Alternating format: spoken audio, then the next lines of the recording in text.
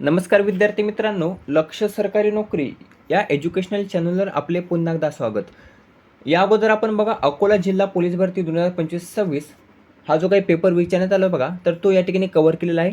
आता आपण कव्हर करणार आहोत बघा कोल्हापूरचा जो काही आजचा झालेला पेपर होता बघा, तर तो या ठिकाणी आपण कव्हर करणार आहोत. जो आपल्याला व्हिडिओ शेवटपर्यंत नक्की पाहायचा आहे. हा देखील पेपर झाला बघा, तर त्यामध्ये देखील काही प्रश्न सोप्या पद्धतीचेच विचारण्यात आले होते.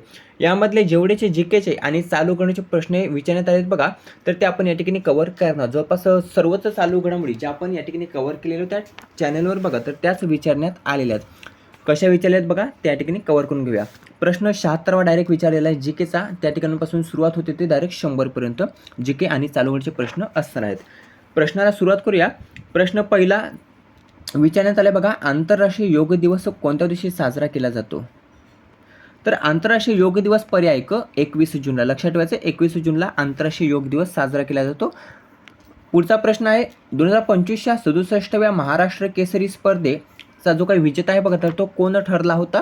तर तो बघा पर्याय पृथ्वीराज मोहोळ. लक्षात ठेवायचे, पृथ्वीराज मोहोळ हा 67व्या महाराष्ट्र केसरी कुस्ती स्पर्धेचा विजेता ठरला होता. 68वी महाराष्ट्र केसरी कुस्ती स्पर्धा ही वाघोली पुणे या ठिकाणी आयोजित करण्यात आलेला आहे. हा प्रश्न महत्त्वाचा आहे, त्याला स्टार मार्क करून ठेवायचा, जो परीक्षेमध्ये विचारला जाईल. 78वा प्रश्न आहे, नवीन फौजदारी कायदे संपूर्ण भारतात केव्हापासून लागू झाले? याचं उत्तर सर्वांना माहिती असेल. 2024ची जी काही पोलीस भरती झाली बघा, तर त्यामध्ये देखील हा प्रश्न जवळपास प्रत्येक परीक्षेमध्ये विचारण्यात आला होता. तोच प्रश्न या ठिकाणी पुन्हा रिपीट होत आहे 2026 मध्ये. लक्षात ठेवायचं आहे. तर याचं उत्तर आहे पर्याय ए, 1 जुलै 2024. 1 जुलै 2024ला नवीन फौजदारी कायदे जे 3 होते बघा, तर ते लागू करण्यात आले होते भारतामध्ये संपूर्ण. 79वा प्रश्न हा यावर्षीचा लेटेस्ट प्रश्न आहे. यावर देखील प्रश्न हमखास विचारला जाईल असं आपण टेलिग्रामवर सांगितलं होतं. तसेच जो काही आपण रोजचे व्हिडिओ अपलोड करत असतो बघा, तर त्यामध्ये देखील सांगितलं होतं. जे काही नवीन अपडेट यादी आहे बघा, जी परीक्षेमध्ये विचारली जाईल ती या ठिकाणी आपण उद्या कव्हर करण्याचा आहोत.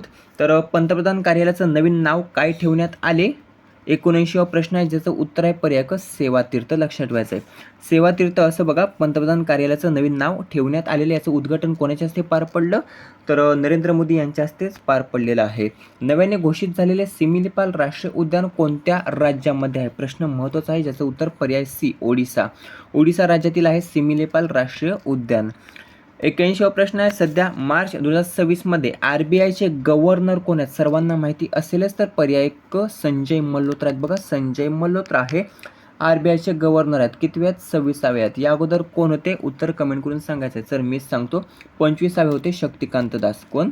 शक्तिकांत दास हे बघा 25वे होते. 16व्या वित्त आयोगाचे अध्यक्ष आहेत अरविंद पनगारिया.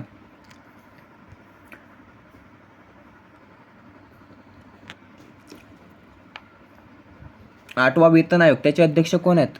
8वा वेतन आयोग कमेंट करून सांगायचं आहे. 81वा प्रश्न या ठिकाणी कव्हर केलेला आहे. 82वा प्रश्न पाहूया.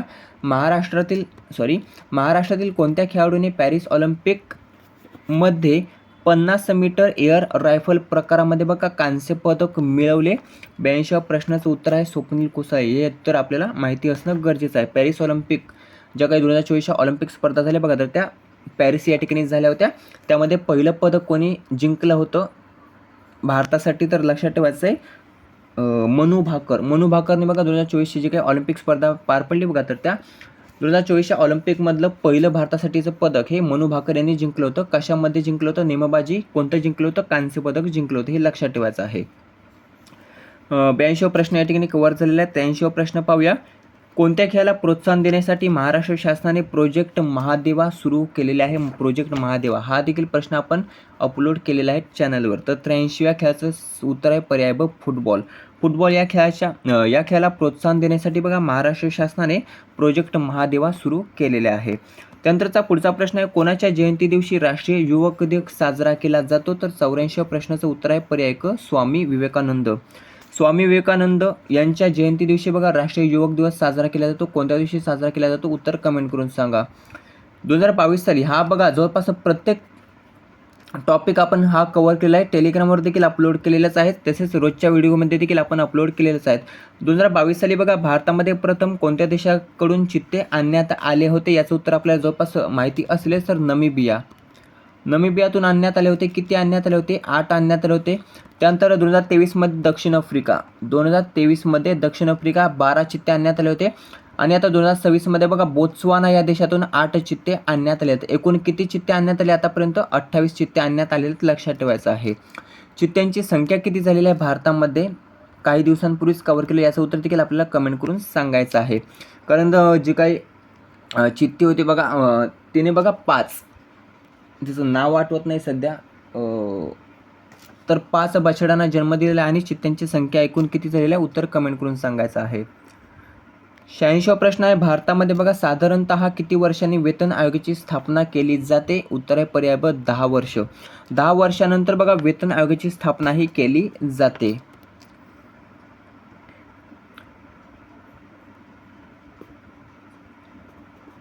सत्याऐंशीवा प्रश्न आहे, कोणता मासा हा महाराष्ट्र राज्य मासा म्हणून घोषित करण्यात आलेला आहे? ज्याचं उत्तर आहे बघा पर्याय ड सिल्वर पापलेट. सिल्वर पापलेट हा जो काही मासा आहे बघा, तर तो महाराष्ट्र राज्याचा राज्य मासा म्हणून घोषित करण्यात आलेला आहे.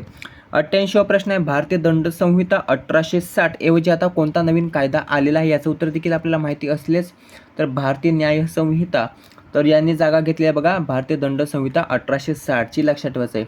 हे जे काही कायदे आहेत बघा, तर 1 जुलै 2024 पासून देशामध्ये लागू करण्यात आलेले आहेत. 21वे जागतिक मराठी संमेलन शोध मराठी मनाचा हे कोणत्या ठिकाणी पार पडले? हे देखील प्रश्न आपण कव्हर केलेलेच आहे. याचं उत्तर काय आहे? तर ब पणजी गोवा या ठिकाणी बघा 21वे जागतिक मराठी संमेलन शोध मराठी मनाचा हे पार पडलेले आहे. पुढचा प्रश्न आहे, वंदे मातरम या गीताला 7 नोव्हेंबर 2025 रोजी किती वर्ष पूर्ण झालेले आहेत? बघा जवळपास 150 वर्ष पूर्ण झालेले आहेत. हे देखील आपण कव्हर केलेलं आहे या अगोदर. 91वा प्रश्न आहे, ATSचे विस्तारित रूप काय आहे? ATSचे विस्तारित रूप, तर 91चं बी अँटी टेररिझम स्क्वॉड असं बघा ATSचं विस्तारित रूप आहे. याचे प्रमुख कोण होते? सदानंद दाते, जे महाराष्ट्राचे मुख्य महासंचालक बनलेले आहेत. पुढचा प्रश्न आहे, कोल्हापूर पोलीस परिक्षेत्रामध्ये खालीलपैकी कोणता पोलीस घटक नाही? 92, ज्याचं उत्तर आहे पर्याय ब सोलापूर ग्रामीण. सोलापूर ग्रामीण हा जो काही पोलीस घटक आहे बघा, तर तो त्या ठिकाणी समाविष्ट नाही पोलीस परिक्षेत्रामध्ये कोल्हापूरच्या. 93वा प्रश्न आहे, महाराष्ट्र पोलीस दलाचे प्रशासन मुंबई पोलीस अधिनियम डॅश डॅश नुसार चालते? ज्याचं उत्तर आहे बघा पर्याय सी 1951. महाराष्ट्र पोलीस दलाचे प्रशासन मुंबई पोलीस अधिनियम 1951 नुसार चालते. 93चं सी उत्तर असणार आहे. 94वा प्रश्न आहे, महाराष्ट्र राज्याचे सध्याचे पोलीस महासंचालक कोण आहेत? सदानंद दाते, पर्याय ड. मगाशीच आपण पाहिलं सदानंद दाते हे महाराष्ट्र राज्याचे पोलीस महासंचालक आहेत. 95वा प्रश्न आहे, पोलीस दलातील या पदाचा अधिकार स्थानानुसार उतरता क्रम लावा. 95चं उत्तर काय आहे? तर पर्याय ब. पर्याय ब योग्य उत्तर असणार आहे. 2 1 4 3 2 1 4 3 लक्षात ठेवायचं आहे. 96वा प्रश्न आहे, महाराष्ट्र पोलीस अकॅडमी खालीलपैकी कोठे आहे? तर महाराष्ट्र पोलीस अकॅडमी पर्याय क नाशिक. नाशिक या ठिकाणी आहे बघा महाराष्ट्र पोलीस अकॅडमी. 97वा प्रश्न आहे, राजर्षी शाहू महाराजांनी कोल्हापूर येथे शाहू मिल हे कधी स्थापन केलेले आहे? तर पर्याय सी 1906. 1906 साली बघा राजर्षी शाहू महाराजांनी कोल्हापूर येथे शाहू मिल हे स्थापन केली होती. त्यानंतर 98वा प्रश्न आहे बघा, शिवाजी महाराजांच्या अष्टप्रधान मंडळातील सुमंतांचे डॅश डॅश हे काम होते? 98चं उत्तर आहे पर्याय सी परराज्यांशी संबंध ठेवणे हे सुमंतांचं काम होतं बघा अष्टप्रधान मंडळामध्ये. 99वा प्रश्न आहे, चंद्राच्या अमावस्येपासून पौर्णिमेपर्यंत येणाऱ्या पंधरवड्यास काय म्हटलं जातं? तर पर्याय ब शुक्ल पक्ष असं म्हटलं जातं बघा येणाऱ्या पंधरवड्यामध्ये. कशास? तर चंद्राच्या अमावस्येपासून पौर्णिमेपर्यंत, लक्षात ठेवायचं आहे. 100वा आणि शेवटचा प्रश्न आहे, भारताचे स्थान हे पृथ्वीवर कोणत्या गोलार्धामध्ये आहे?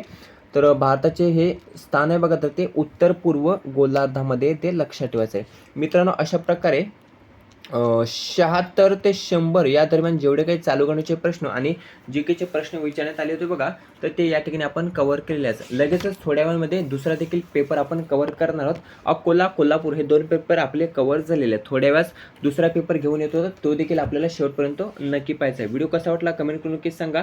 व्हिडिओ आवडला असेल तर मित्रांसोबत जास्तीत जास्त शेअर करायचा आहे. याचा PDF हा आपल्याला टेलिग्रामवर प्राप्त होऊन जाईल. टेलिग्रामची लिंक डिस्क्रिप्शनमध्ये देण्यात आलेली आहे. भेटूया पुढील भागामध्ये. धन्यवाद.